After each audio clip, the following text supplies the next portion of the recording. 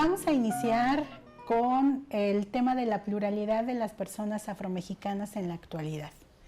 Muy importante de saber, sobre todo para tener un conocimiento particular del caso mexicano, que tiene sus especificidades históricas, como hemos visto, geográficas y por supuesto también demográficas diferenciales.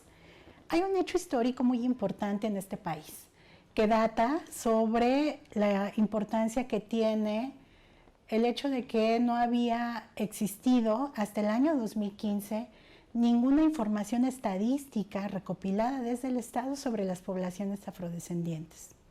Entonces, por eso es muy importante ahora dar a conocer la información con la que contamos.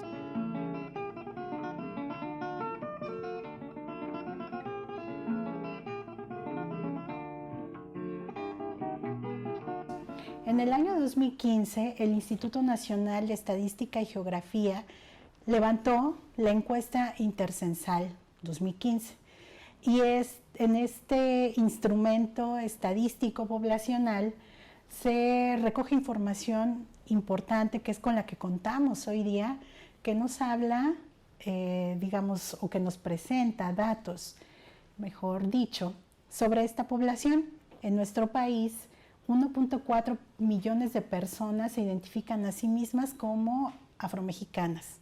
Es un dato muy importante y muy revelador, es decir, que por lo que se pudo registrar y por el tipo de pregunta que se formuló, en este país hay aproximadamente 1.381.853 personas afromexicanas, es decir, 1.2% de la población nacional, que es un dato en sí mismo. Otro, de aquí se puede desagregar un hecho también importante, que es el que tiene que ver con que hay más mujeres que se autorreconocen como afromexicanas, son 705,000 en promedio. Otro dato interesante es que prácticamente en todos los estados de la República hay población afrodescendiente. Y esto nos ayuda también muchísimo a deconstruir una idea muy compartida sobre la idea de que las poblaciones de origen africano únicamente se encuentran en las costas de este país.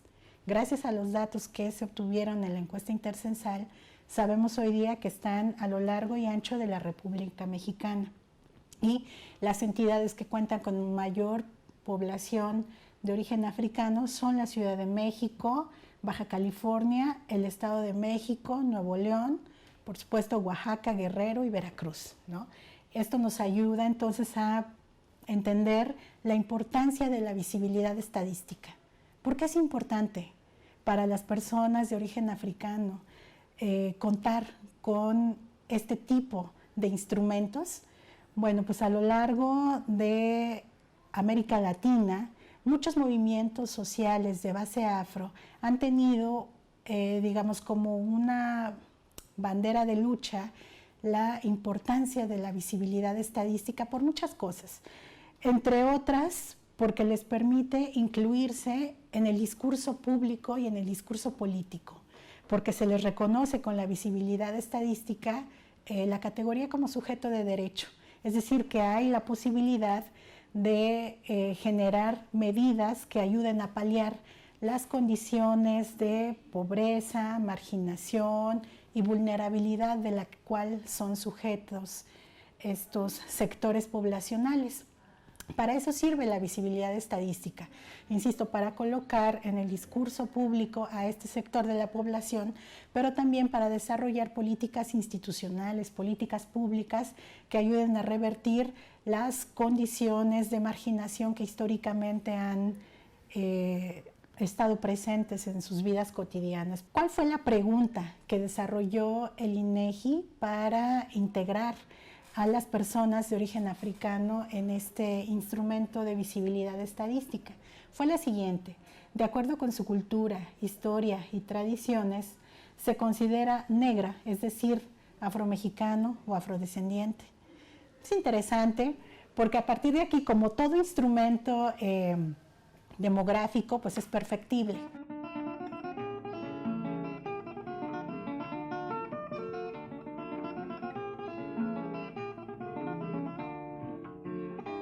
De esta manera, digamos, este tipo de datos, que obviamente, insisto, se van enriqueciendo con el paso de los años, dialogan directamente con las investigaciones que desarrolla la Academia Mexicana sobre este sector de la población, y entonces podemos entender así la pluralidad de afrodescendencias que existen en México.